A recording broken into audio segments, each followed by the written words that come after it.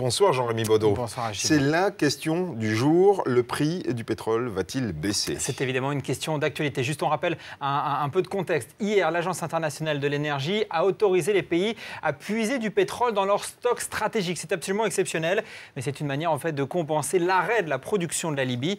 Une manière surtout en fait de faire baisser les prix. Alors effectivement, après avoir perdu 8 $ hier, eh bien, on a encore perdu 5 $ aujourd'hui à Londres.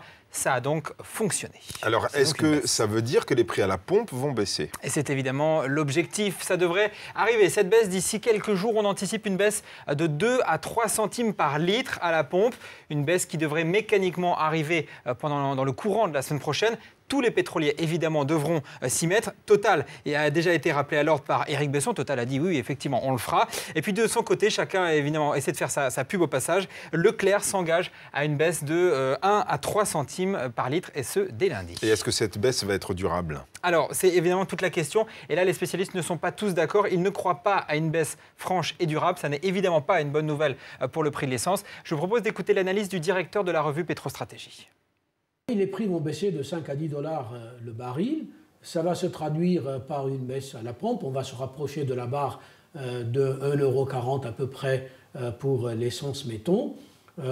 Mais assez rapidement, c'est-à-dire que c'est une question de quelques semaines, pas plus, les choses vont revenir là où elles étaient parce que les structures fondamentalement du marché n'ont pas changé. La spéculation est toujours là. Voilà, donc on le voit, cette stratégie de l'AIE, eh bien, malheureusement, ça ne devrait durer qu'un temps. L'écho en bref à présent. On parle des Européens qui s'organisent pour éviter la faillite de la Grèce. Réunis à Bruxelles, les 27 ont décidé d'aider à nouveau le pays, avec cependant une condition, que la Grèce adopte un nouveau plan de rigueur, avec toujours plus de privatisation. On parle donc d'un deuxième plan d'aide de 110 milliards € à la Grèce, une manière d'éviter la déroute du pays, mais aussi de la zone euro. C'est d'ailleurs l'argument mis en avant par le Premier ministre Papandréou. Ce qui a été accordé à la Grèce, c'est du temps pour faire les nécessaires changements qui aideront non seulement la Grèce, mais l'eurozone et feront de la Grèce un partenaire plus fort dans la région. Mario Draghi, officiellement nommé à la tête de la Banque centrale européenne, le gouverneur de la Banque d'Italie, a été adoubé par les dirigeants européens. Il succédera donc au Français Jean-Claude Trichet à partir du 1er novembre prochain. De nouveaux droits pour les consommateurs sur Internet. Le Parlement européen obligera, à partir de 2013, les sites Internet marchands à mieux informer leurs clients. On saura notamment combien coûte le renvoi d'un achat.